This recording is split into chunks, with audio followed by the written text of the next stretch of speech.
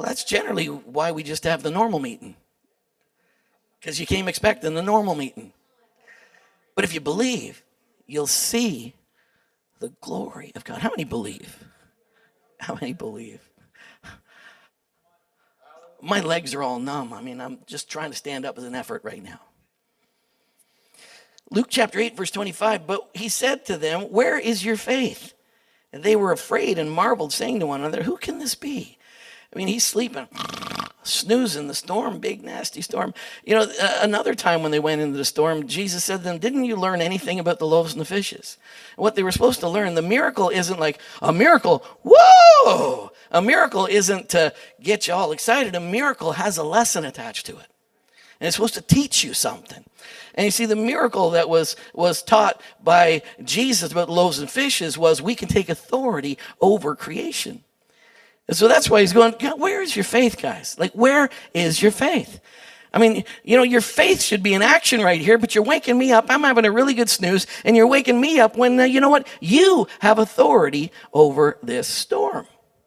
Where's your faith? He's looking for, what's he looking for? He's looking for faith. He's looking for belief. He's looking for that conviction. Because if you have belief, you're going to walk in, you're going to live in, and you're going to stay fixed in that realm of the glory of God. Matthew 8, 5 to 10, he said, here's where he said to the woman with the issue of blood, she just got touched, and this guy's going, come and please heal my son. And I love this with the centurion, though. The centurion, he says, Jesus says, listen to this, I will come and heal him. How many think that's a really good word?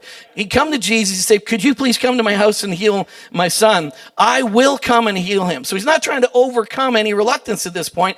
Jesus, I think that's good. I'd be opening the door. Come, Jesus. Whoa, Jesus is coming to my house. He's coming to heal my son. This is so good. But here's what the centurion said. Lord, I'm not worthy that you should come under my roof. Only speak the word and your servant will be healed. Pastor, could you please come quick, visit us at the hospital? We need a touch. Oh, you know what? Never mind. Just declare the word over the phone. Good enough. What? I mean, you really believe that we can speak something over the phone and you can be touched and healed? No, we want you to come. I mean, Jesus said, I will come. So it wasn't that he wasn't willing to come. He really would come. But he said, you know what? Only speak the word and my servant will be healed. And when Jesus heard it, he marveled. Now think about it. Jesus marveled. Jesus is eternal. Jesus has seen a lot of stuff, experienced a lot of stuff, seen all kinds of things. Jesus went, whoa! I mean, wow! I haven't seen anything like this. I mean, when you make Jesus marvel, that's gotta be pretty wild. But now listen, see, when faith in the spoken word is exactly the same as a personal visit from Jesus. Don't you wish Jesus could personally walk in the room? He could, like, a personal manifestation. I want to see him. Like, I want him to really manifest in my life right now. I want Jesus to walk in the room. You know what? The faith in the spoken word is exactly the same as a personal visit from Jesus. Whew. That's why faith is so important. Because when you have faith in his word, you literally experience the same benefits of an absolute, clear, personal encounter with God. Isn't that good? Settle down. I know. It's just, that's too much. All right, hit me with another slide. Hit me. I mean, I love that Jesus marveled at that, don't you?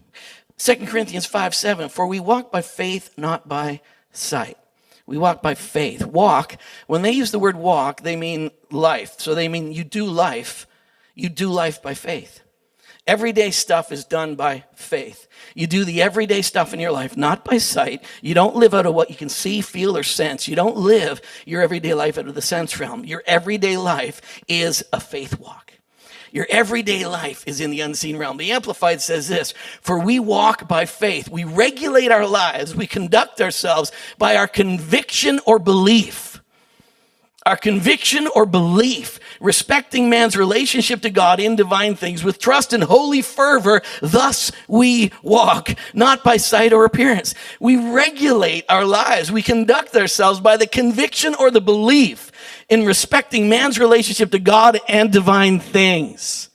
Wow.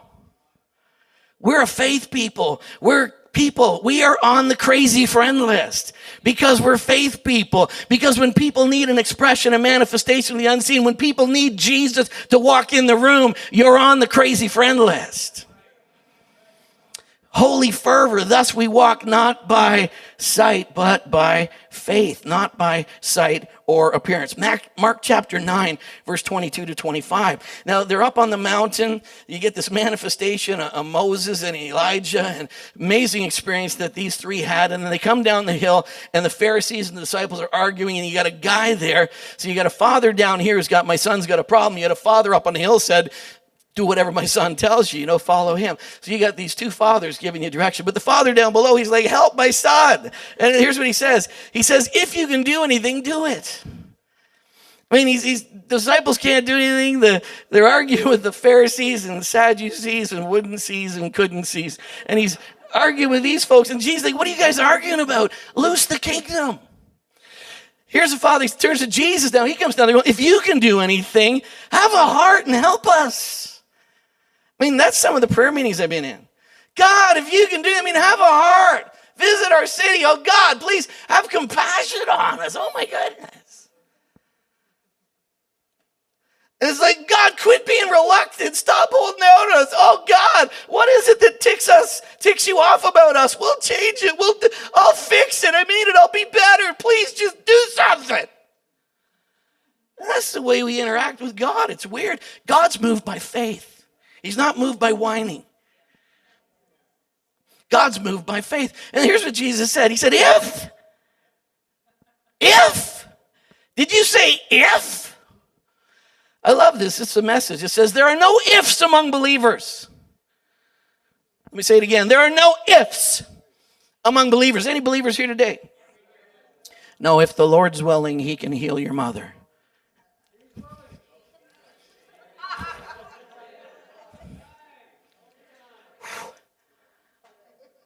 God bless you. How long are they going to be here? Because we need crazy friends here. We don't need that. We need crazy friends in the room right now. We need some crazy people. If your mom learns the lesson that God's trying to get her to learn. I said, well, I'm learning the lesson. This really sucks. Did I say that? That's what I learned. When I see somebody you love who's struggling, I go, I hate this. I'm mad at this. I'm angry about this. And so that's when you call your crazy friends. Because there's no ifs among believers. Hello. All right. Anything can happen. And the father cried, then I believe. Help my doubts. Help my unbelief. And Jesus right away turned and he said, good enough. That's a good enough bridge for me to push some heavily cargo over. Bam. He speaks to the deaf and dumb spirits. So I command you to come out of him and never return. Amen. All right, I got to move along. 3 types of unbelief. You ready? 3 types. There's probably more, but I'm going to give you at least 3. Number 1, ignorance of the facts. Now, bless these folks. They're just ignorant. You can say ignorant or you can say ignorant. I like ignorant because it's just more emphasis on you're ignorant. And you can bless ignorant folks because they're ignorant, right? And they don't know what's available, right? So if you don't know, it's kind of like, my car, it's interesting. Sometimes with my car, I find out it's got features I didn't even know, but I didn't know it worked. I didn't know it could do that. And you don't even know, you didn't read the manual, so you forget some of the benefits that are there because you're ignorant. There's a lot of people ignorant of the blessings of God. Because God gave us his will, his word, and he puts you in context with other believers. He puts you in relationship with teachers in the spirit so you can learn stuff, so you can appropriate all the benefits and not live below your privileges. But some folks, they got unbelief just because they didn't know they could believe for that. Did you know there's some people who don't know you can believe for healing? They don't know that. They don't think that's even available anymore. So there's a second kind of unbelief, and this is bad because there's mental assent without expression. And that's where you're unwilling to act on his word. You know what I mean? What's interesting is when I was in the airport, whenever you're in the airport, you're pulling your bag and then you're walking towards the door. There's no handles on the door, but you have to walk towards the door and you keep on walking. And then you believe that it's going to open. That's pretty embarrassing if you run right into it. And I didn't know it was locked. That meant I was ignorant. I didn't know that one was locked. But you know what? It's funny. You got to walk towards that door like I expect it to open. And how many know when you're in the airport, you walk a little faster? You just want to beat everybody to customs. You know, you're like, but I'm like, but I was in the airport, went to wash my hands, and there's no taps or anything. There's a tap, but there's no things to turn or anything. And you got to stick your hands under, believing that it's going to shoot some water out. But you got to act to get results. And then even the soap dispenser now. And then I'm trying to get, where's the towels? Where's the towels? Then you got to wave your hand and then a towel spits out. I mean, it's so awesome. I'm like, this is great. We're teaching people to live the faith life. We're teaching people that if you act, you'll get a manifestation. You know? If you walk towards that door full on, pulling your luggage at full pace, trying to beat that little lady to customs, because she looks like she got issues, but you're headed straight at that door, and sure enough, I knew it would open. That is awesome.